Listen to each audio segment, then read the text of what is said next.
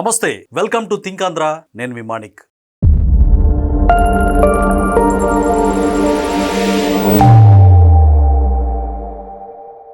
బాబు పాలన ఆటవిక పాలన, ప్రజాస్వామ్యం పూర్తిగా కూని అయిపోయింది. అందుకని అర్జెంటుగా మా వాళ్ళని నేను పరామర్శించాలి. మా వాళ్ళు ఎవరంటే అమాయకులు, మంచి వాళ్ళు, సౌమ్యులు అయినటువంటి మా పార్టీ సీనియర్ నాయకులు, మాజీ మంత్రులు కూడా వాళ్ళు, అంబటి రాంబాబు గారు, అలాగే జోగి రమేష్. వీరిద్దరు కూడా ఇలా కుటుంబాలని పరామర్శించడానికి, ఆదరించడానికి వైఎస్ జగన్మోహన్ రెడ్డి గారు గుంటూరు వెళ్తున్నారు. అయితే ఇక్కడ చాలా సమాజం నుంచి, లేకపోతే న్యూట్రల్ గా ఉండే వ్యక్తుల నుంచి, ప్రజాస్వామ్య వాదుల నుంచి చాలా ప్రశ్నలు ఉత్పన్నం అవుతా ఉన్నాయి. జగన్మోహన్ రెడ్డి గారి పరామర్శలు అంటే ఎలా ఉంటాయో ఒకసారి మనం ఆలోచించుకోవచ్చు. గతంలోకి ఒకసారి మనం వెళ్ళాలి. తెనాల్లో రౌడీ షీటర్లను పరామర్శించారు. అక్కడ ఎలాంటి సందేశాన్ని ప్రజలకు ఇచ్చారో మనం చూసాం. రౌడీలని ఒక మాజీ సీఎం స్థాయి వ్యక్తి పరామర్శించడం ఏంటి అంటే ఏం సందేశాన్ని ఇవ్వాలనుకుంటున్నారు ఈయన అని చెప్పి చాలా మంది ప్రజలు ఒక రకంగా విస్మయానికి గురయ్యారని చెప్పొచ్చు. అయితే ఈయన గుంటూరు వెళ్ళిన తర్వాత మరి అక్కడ సిచ్యువేషన్స్ ఎలా ఉంటాయి, పరిణామాలు ఎలా ఉంటాయి, జగన్మోహన్ రెడ్డి గారు గుంటూరు వెళ్తే ఎలా ఉంటుంది అనేది ఇప్పుడు ప్రధానంగా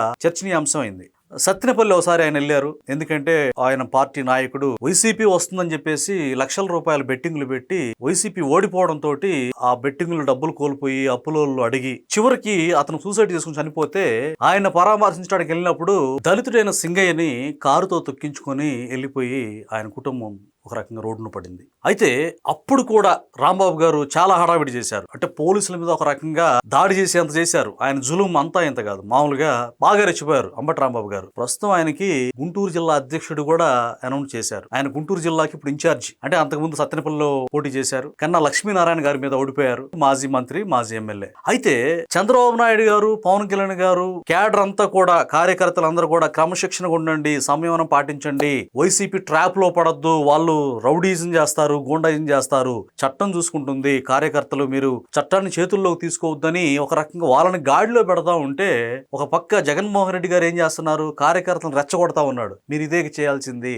చెయ్యండి అని చెప్పి. అయితే ఇప్పుడు తాజాగా ఈయన పర్యటన, అంటే పరామర్శ పర్యటన, అంబటి రాంబాబు, జోగి రమేష్ ని పరామర్శించడానికి ఆయన వస్తా ఉన్నారు. అంటే ఎలాంటి పరిణామాలు చోటు చేసుకుంటాయి అనేటువంటి ఆలోచన రాజకీయ విశ్లేషకులు కావచ్చు, అలాగే రాజకీయంగా చైతన్యం ఉన్న వ్యక్తులు కూడా ఖచ్చితంగా సంఘ విద్రోహ శక్తులు రెచ్చిపోతారు, రప్ప బ్యాచీలు ఎలాంటి అఘాయిత్యాలకు పాల్పడతాయో అని చెప్పి ఇప్పటికీ సర్వత్రా చర్చనీయాంశం అయిందనమాట. అలా గనక జరిగితే ఖచ్చితంగా దానికి బాధ్యుడు కర్త కర్మ క్రియ జగన్మోహన్ రెడ్డి గారు అవుతారు అనే దాంట్లో ఎలాంటి సందేహం లేదు. అసలు వీళ్ళని ఏం పరామర్శిస్తారు వెళ్ళి? గతంలో మనం చూసాం, వల్లభనేని వంశీ కుటుంబాన్ని పరామర్శించినప్పుడు అక్కడికి వెళ్ళి అన్నెసెసరీ వర్డ్స్ వాడాడు. అంటే అందాల గురించి, మగవాళ్ళ అందాల పోటీల గురించి ఆయన మాట్లాడాడు. అంటే చంద్రబాబు నాయుడు గారికి కక్ష, తన యొక్క సామాజిక వర్గం అందంగా ఉంటే తట్టుకోలేరు, బాగుపడుతుంటే తట్టుకోలేరు అన్నట్టు దిస్ ఇస్ లెంతీ క్వశ్చన్ లాగానే అనిపించింది అనమాట. అది కూడా ఆయన పరామర్శలో ఒక పసి ఉండదు అనమాట. అంటే ఎలాంటి రుచి ఉండదు, పసి ఉండదు, ఏ ఉండదు అనమాట. అందుకని పరామర్శ అంటే ఒక ఆదరణ ఉండాలా, ఒక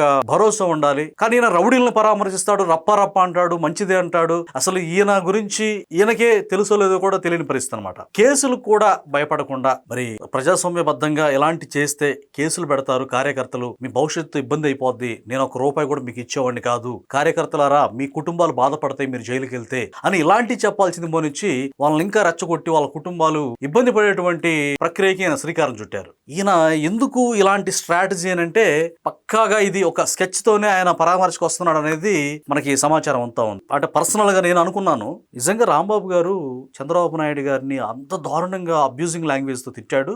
అలాగే జోగి రమేష్ కూడా లోకేష్ గారిని గతంలో మాదిరి కంటే ఎక్కువ తిట్టాడు. వీళ్ళ ఖచ్చితంగా ఒక బాధ్యత కలిగిన పార్టీ అధినాయకుడిగా, అలాగే ఒక మాజీ సీఎం గా హుందాతనంగా బిహేవ్ చేస్తాడేమో, మీరు ఎందుకు ఇలా మాట్లాడుతున్నారు, ఇలాంటి మాటలే మన పార్టీని ఓడించాయి, 11 తెచ్చాయి, మీరు మా కొంప ముంచుతారు, ఇప్పటికైనా మనం బాగుండాలి, ప్రజల మనసులు గెలుచుకోవాలి అని చెబుతారేమో అని నేను ఎక్స్పెక్ట్ చేశా. చెప్పలేదు సరికదా, నాకు కావాల్సింది ఇదే, ఇలాంటి బూతులే కావాలి, ఇలాంటి హింసే కావాలి, మీరు ఎంత రెచ్చిపోతే నాకు అంత నచ్చుతారు, నా కళలో అంత ఆనందం చూస్తారు అని చెప్పి జగన్మోహన్ రెడ్డి గారు కనీసం వాళ్ళ మాటలను ఖండించిన పాపాను పోలేదండి. ఏంటి అంటే జగన్ గారు నైజం ఏంటి అంటే అలా తిట్టడం మంచిదనేనా? ఒకసారి ఆయన్ని బోసుడికి అంటే వాళ్ళ క్యాడర్ కి మరి బీపీలు షుగర్లు వస్తాయని చెప్పేసి చెప్పిన వ్యక్తి అలా ఉంటే ప్రజలు హర్షించరు, ప్రజలు దాన్ని అంగీకరించరు, యాక్సెప్ట్ చేయరు అన్న విషయాన్ని ఈయన పట్టించుకోలేదు. లేదు, వదిలేశాడు. అయితే మనం ఇక చర్చించుకోవాల్సిన అంశం ఏంటంటే వాళ్ళిద్దరిని కూడా ఆ మాట అనలేదు. ఏంటయ్యా జోగి ఆ మాటలు ఏంటి, ప్రస్తుత ఐటీ విద్యాశాఖ మంత్రి గారిని పట్టుకొని చిప్పు దొబ్బింది అంటావు, అంటే కొవ్వు కరగలేదంటావు, ఏంటి ఈ మాటలు అని చెప్పి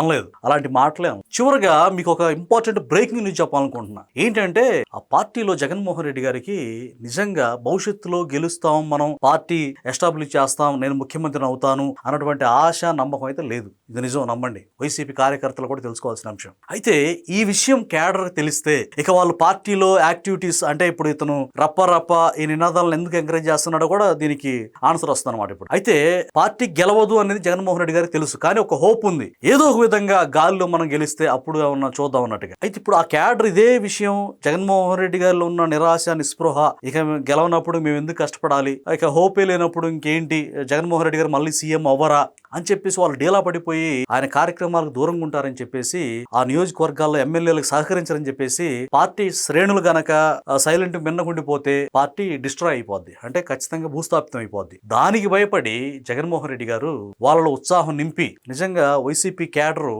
జగన్మోహన్ రెడ్డిని అంతగా వాళ్ళు ఎంకరేజ్ చేస్తున్నారంటే నిజంగా వాళ్ళని మెచ్చుకోవాలి ఆ విషయంలో. ఎందుకంటే ఇంత జరిగినా ఇతని వ్యక్తిత్వం చూసినా బ్లైండ్ గా అతను నమ్మి వెళ్తున్నారే, అలాంటి వ్యక్తిని కూడా అభిమానిస్తున్నారే, మరి వాళ్ళకి ఎలాంటి మాయ మంత్రం చేశారో తెలియదు కానీ జగన్మోహన్ రెడ్డి గారు మరి అలాంటి వ్యక్తిని కూడా ఈ రోజు అభిమానిస్తున్నారంటే వాళ్ళు మెచ్చుకోవాలి నిజంగా. ఎందుకంటే వాళ్ళు కనుక లేకపోతే ఇంకా పార్టీ భూస్థాపితం అయిపోద్దని వాళ్ళలో ఉత్సాహాన్ని నింపడానికి, వాళ్ళలో జవజీవాలు నింపడానికి జగన్మోహన్ రెడ్డి గారు ప్రయత్నిస్తా ఉన్నారు. అయితే నెక్స్ట్ టైం కూడా ఓడిపోతే ఇక భవిష్యత్తులో వైసీపీకి ఆంధ్ర రాష్ట్రంలో ఉనికి ఉండదు అనేది రాజకీయ నాయకులు ఘంటాపదంగా చెప్తా ఉన్నారు. మరేంటి ఆ పరిస్థితి అంటే ఖచ్చితంగా ఆయన లండన్ చెక్కేయచ్చు, లేకపోతే ఆంధ్ర రాష్ట్రంలో మాత్రం ఉండరు, ఈ దేశంలో ఉండరు. ఆల్రెడీ ఇప్పటికే ఆయన సంపాదించుకున్న బ్లాక్ మనీ మొత్తం కూడా లండన్ వెళ్ళిపోయింది, స్విస్ బ్యాంకుల్లోకి వెళ్ళిపోయింది. ఆయన క్యాడర్ ని గాలికి వదిలేసి వెళ్ళిపోతారు అనే విశ్లేషణలు అయితే మనకు ఎక్కువగా అనిపిస్తా ఉన్నాయి. చూడాలి మరి నెక్స్ట్ 2029లో ఇలాంటి రప్పా వ్యక్తుల్ని ప్రజలు గెలిపించే పరిస్థితి ఉందా, లేకపోతే లా అండ్ ఆర్డర్ ని జాగ్రత్తగా చూస్తూ పెట్టుబడులు తీసుకొస్తూ ఆంధ్రప్రదేశ్ ని ప్రగతి పథంలో తీసుకెళ్లేటువంటి వ్యక్తులకి పట్టం కడతారనేది మనం చూడాలి. ఇది ఈ రోజు వీడియో. మరొక వీడియోతో మళ్ళీ మీ ముందుకు వస్తాను. అప్పటి వరకు సెలవు, నమస్తే.